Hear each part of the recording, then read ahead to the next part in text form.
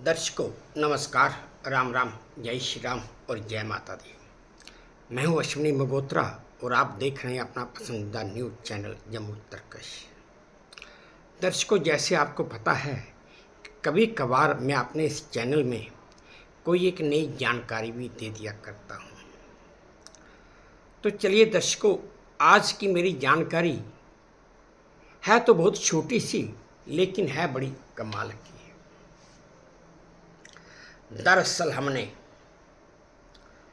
Bank जैसे Punjab national bank है, state bank of India है, आईसीआईसी बैंक है, एचडीएफसी बैंक है, पंजाब एंड सिंध बैंक है, बैंक ऑफ बड़ौदा है, इंडियन ओवरसीज़ बैंक है, यूनियन बैंक ऑफ इंडिया है। ऐसे ही हमारे हिंदुस्तान में अलग अलग बैंक हैं। जैसे पंजाब एंड सिंध बैंक यानी कि पंजाब का है, पंजाब नेशनल यानी कि उसका नाम है Punjab national, state bank India यानी कि भारतीय state bank of India, J&K bank यानी कि जम्मू एंड कश्मीर बैंक। ऐसे तो नाम हर एक बैंक के हैं ही हैं, लेकिन क्या कोई जानता है कि बैंक BANK इसका पूरा मतलब है क्या?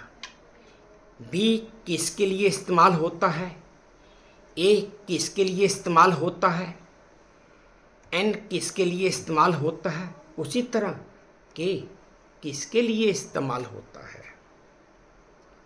ये बात, इन चार अक्षरों का मतलब कोई भी नहीं जानता। मैं ज़्यादा दूर या ज़्यादा लंबी बात नहीं करूँगा। अगर आप किसी बैंक में भी चले जाएंगे और किसी बैंक के किसी भी मुलाजिम से भी अगर आप पूछेंगे कि भाई बैंक का पूरा मतलब क्या है, ये हमें समझाइए, तो मैं दावे के साथ कहता हूँ और पूरी गारंटी के साथ कह रहा हूँ कि इसका मतलब बैंक में काम करने वाला बैंक का मुलाजिम भी आपको नहीं बता पाएगा, क्योंकि इस शब्द की तरफ आज तक किसी ने ध्यान दिया ही नहीं कि बैंक शब्द बना कैसे और क्यों बनाया गया। इसमें चार अक्षर हैं BANK और हर एक अक्षर का अलग अलग मतलब है, लेकिन ये कोई भी नहीं जानता कि इनका मतलब है क्या।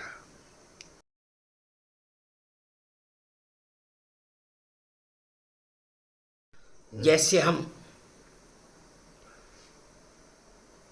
ITC की बात करें, इंडियन टोबैको कंपनी, इसी तरह अगर हम किसी और कंपनी की बात करें तो उसका शॉर्ट फॉर्म भी है, लेकिन उसका पूरा मतलब भी है। इसी तरह BANK एक शॉर्ट फॉर्म है, लेकिन इसका एक पूरा मतलब भी है। तो चलिए दर्शकों, आज मैं कोशिश करता हूँ और उम्मीद करता हूँ कि मैं आपको बैंक के मतलब, इस बैंक BANK, ये जो चार अक्षर हैं, इनका मतलब है क्या, ये समझा पाऊँ।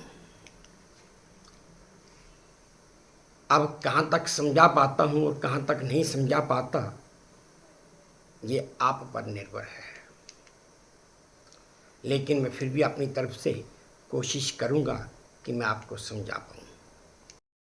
तो दर्शकों, पहला अक्षर है B, यानी कि बैंक का पहला अक्षर है B। B का मतलब है बोरोइंग्स, यानी कि उधारी।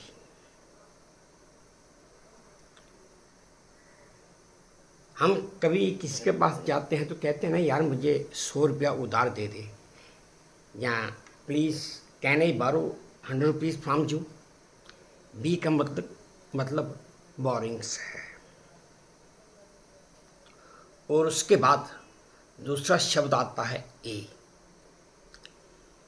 A का मतलब है एक्सेप्टिंग, यानी कि स्वीकार करना।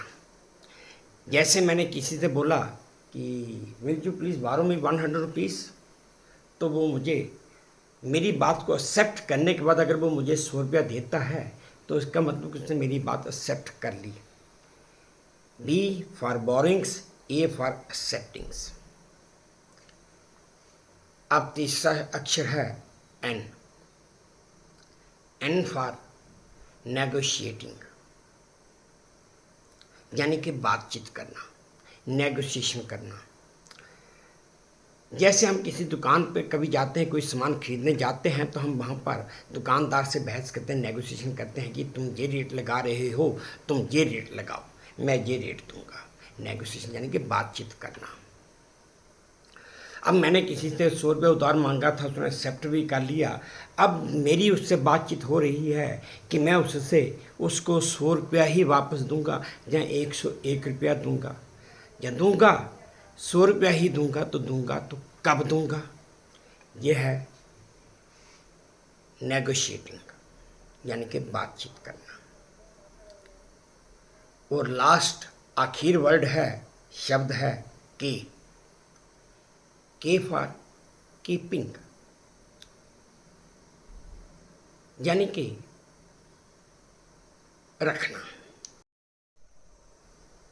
यानी कि बी बोरिंग्स, ए एक्सेप्टिंग, एन नेगोशिएटिंग और के फॉर कीपिंग। यानी कि मैंने उधार मांगा, बैंक दूसरे आदमी ने उसे स्वीकार किया, मेरे से बातचीत की, उधार बातचीत और एक्सेप्ट करने के बाद उसने मेरी बात को रखते हुए मुझे 100 रुपया उधार दे दिया, यानी कि कीपिंग, रखते हुए। तो दर्शकों, बैंक BANK का फुल फॉर्मेट ये है। B for borings, A for accepting, N for negotiating and K for keeping. ये थी मेरी आज की एक छोटी सी जानकारी जो शायद ही किसी को पता हो। तो दर्शकों, उम्मीद करता हूँ आपको मेरी ये जानकारी अच्छी लगी होगी, पसंद आई होगी। तो मेरी वही प्रार्थना कि प्लीज़ अगर ये मेरी जानकारी पसंद आई है तो प्लीज़ मेरे इस चैनल को लाइक कर दीजिए, शेयर कर दीजिए, सब्सक्राइब कर दीजिए। और हाँ, अपने कमेंट्स मेरे कमेंट बॉक्स में ज़रूर डालिए ताकि मैं उन्हें भी ध्यान से पढ़ सकूं और अपने आप में कुछ सुधार भी कर सकूं। बस अब इसी उम्मीद के साथ आपसे विदा लेता हूं कि आप अपना भी ध्यान रखेंगे, अपने देश का भी ध्यान रखेंगे। जय भारत और धन्यवाद।